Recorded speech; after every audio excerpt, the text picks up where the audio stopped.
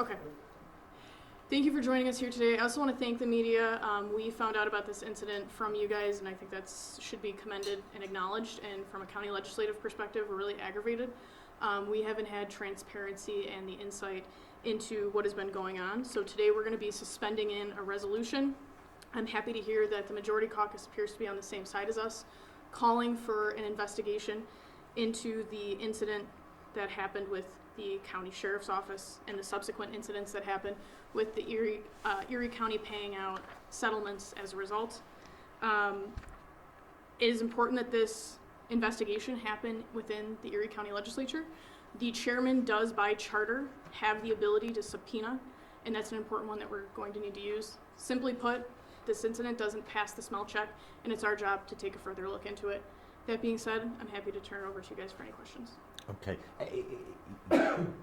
True or not, your colleague across the aisle said, because I know that the information was applied that there was a settlement, it didn't give much detail back in the. You don't vote on those, right? Like they do at Common Council? To be very clear, there's several departments that are involved in this. This isn't just the sheriff's office and BPD. So what would have happened is this would have went over to the county attorney's office. The county attorney would have had the facts to make the settlement. Then it went through to the county executive's office. The settlement would have went over to the controller's office to be paid out. So this is why we're calling for an investigation, because this has hit many more parts than just one office. Oh, okay. My question is, you don't have to approve these settlements, right? You don't. No. You don't vote on them, right? No. Like they do over across the street. Correct. Okay. Are you self-insured, the county self-insured? Yes. It is, okay. Have you, any of you had a conversation with the county attorney? No, not Why regarding is this. That hasn't come up at this point. This is why we're calling on the investigation, because we need the answers just as much as you do. But I mean, he has some answers. I mean, I would think that it's not a first step before you do this. Like, you'd want to get some information from him. We would need to call him over to have the conversation. Yeah. Can I just stop you guys? If you guys want to direct, just to make this easier, I'm Legislator Larigo. Obviously, this is Legislator Starro and Green. If you can just direct where your questions are going. I mean, this is for any of you. Is this disappointing that this has come at the expense of taxpayers in Erie County? Absolutely, and that's why we need to look into this. We need to have the answers because we're responsible to taxpayers and how that money is being spent, so we need to be able to provide those answers. And you guys, like the others, you know, they kind of feigned being blindsided. They said they didn't know anything about this till they saw it on TV. Absolutely, and that's why we want to get a full conversation about this. I'm happy to hear that they are in the same position that we are, that they want the answers, and I expect when we suspend this in today that we'll have bipartisan support to move forward with this resolution to call for an actual investigation. Well, you would hope to have it. Do you really expect to have it? We should. If they're out there saying that they want an investigation, this is the opportunity to do so. As the legislative body, we can call for an investigation. The chairman can use the subpoena power.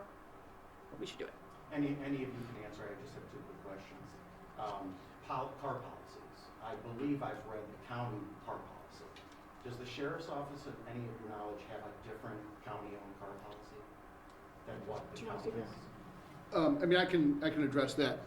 You know, the car policies are going to differ between departments, but particularly when you're talking about a vehicle that is an undercover vehicle, there are going to be policies that do differ. You know, they change license plates on a regular basis, things along those lines. They actually change the vehicles from time to time. You know, for investigative purposes, they do have different policies. So they do have a different policy. There are different policies for undercover vehicles. Do you have that policy? I'm sure my staff can get you a copy, or you know, that's something we can look at. No, but I know that they have a different policy for undercover vehicles and police investigations. I had another question, but I just lost it, so someone else can go. No problem. We've been told by the county attorney that the sheriff relayed the message to him that the chief was on duty when this incident happened. Because of that, this came at the expense of taxpayers. If he were to be off duty, which we are hearing from our sources, this would have to come out of his pocket. I mean, if you find that to be true, will you be taking more serious action then? Well, I think you bring up a good point, that we don't have the answers. I mean, the whole purpose of calling for this investigation is so that we can have the county attorney come over here, be on the record, under subpoena power, and give us the answers exactly what you're We have asking. some concerns that, like, you know, in that press conference that the sheriff had, unrelated to it, but did address it, that, you know, he already, like, kind of seemed to dismiss, right, calling it a car accident, right? Does that give you kind of guys some pause as far as the transparency goes and things? We have let me just jump in here. We have Yeah. very specific questions that we want answered in this investigation. If you want, we have the resolution to pass out, including some of those questions. I think it's important that we have transparency. That's what this is about, is we owe the taxpayers the answer. But even further to this point, I was at that press conference with the sheriff who continually said, this is just a car accident. This wasn't really a car accident. I think it was I 7 mean, car accidents. Right. I mean, when you hear that, what goes through your mind?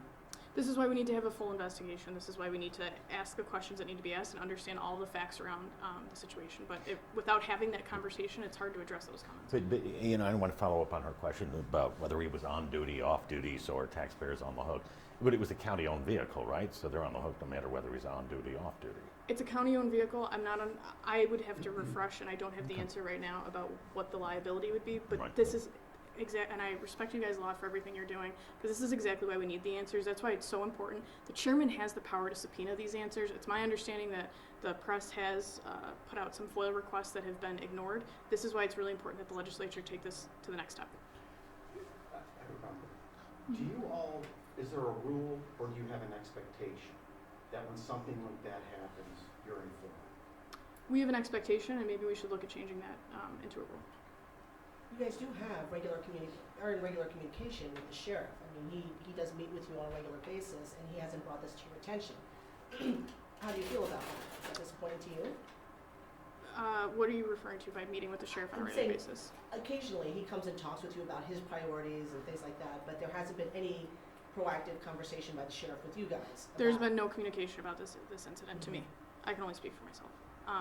But in terms of coming over, he comes over to the legislature. We're inviting him in our resolution to come over to the legislature and discuss this matter. Do you think this needs to be taken to a higher level and possibly the AG's office to investigate this? I think we need to know the facts first. It's really hard to answer all of these questions without really having that first conversation. Again, that's why it's so important that the chairman uses subpoena power so we can get the answers to these questions. And I expect and hope for their bipartisan support of this resolution that we all seem to agree on today. Saying it is one thing, it's time to act.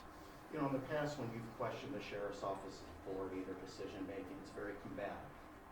The meetings have been very combative, and it may not be your side of the fence, but when anyone asks critical questions of the sheriff's office, it turns combative, right? What are your expectations if you subpoena them in? What are your expectations when he comes in to answer these questions, right? How are you gonna react if he doesn't answer something, or does a runaround, which he has done in the past? Do you want to take this? Sure. Oh, I'm sorry. No problem. That answer is quite simple. I hold him accountable as we are held accountable. He's going to answer those questions. If we get the opportunity, that Chair Myers would call that session, that we can have that investigative committee together. And I would point this back, just to add one more thing. I really want to point this back and make sure that, we're looking at the whole thing. This isn't just about the sheriff's office. To have these settlement payments go out, which is what we want to investigate, it involves several layers of county of government where alarm bells should have went off. So the Buffalo Police Department issued a statement to the sheriff's office, an accident report. Then it goes to the county attorney. The county attorney negotiated a settlement. Then it was approved by the county executive. Then it goes to the controller and the check goes out. We have a problem here that we need to address, and that's why this is so much deeper and bigger than at the surface level. Are you disappointed with the transparency of the sheriff's office? There have been FOIL requests that were filed directly with the sheriff's office to get to the bottom of this, and none of this information was provided by them. I think it's important for all layers of government that we have an open and transparent government, and I understand that the media is very frustrated with the FOIL requests being ignored, and that is why we are specifically calling this by committee of the whole, which is a power by charter in the legislature, so that the chairman can subpoena. So we can get the answers, the media can get the answers that we need. There's some of us that have been here for a while, Yes. and I can tell all three of you that the sheriff's office is one of the least transparent agencies that I personally have ever dealt with. This is not new, right? They have not changed. Can you change the atmosphere over there of denying just about every single FOIL request for bogus reasons? I can only speak on behalf of the legislature because that's where we're elected to. The sheriff is an independently elected official. What I think is important in this scenario is that we use our subpoena power to get all of the parties involved, not just the sheriff. I understand that the sheriff is a part of this, but I want to hear this from top to bottom. This is a huge issue with several layers of government. We have the power to get those answers, and we need to exercise that But does power. it concern you all what I'm saying? because it's not really an opinion, it's a fact. I have probably filed 34 requests with them in the last maybe 10 years. FOIL request. One. Yeah. One. And it was not controversial at all, that's why I got it. That doesn't concern you all? Does that I apologize. I didn't mean to speak over you. That's okay. But is it concerning when I'm telling you? it is because we, as a government, as any elected official, we need residents and taxpayers to trust our government. So at any level, I'm concerned. There should always be transparency. Bottom line here, what's the message that you guys want to relay to taxpayers who, this came at the expense of them, and, now maybe their trust in the sheriff's office, in the Buffalo Police Department is dwindling? I understand where they're coming from. They're owed answers, and this is our effort to get them. And I hope that we have the bipartisan support to pursue this further. It's time to, this isn't just about calling a press conference and telling you guys we're disappointed. The Minority Caucus is here with legislative action that would require this conversation to take place. Anything else? That's good. Thank you. Okay, thank you. Do you need anything?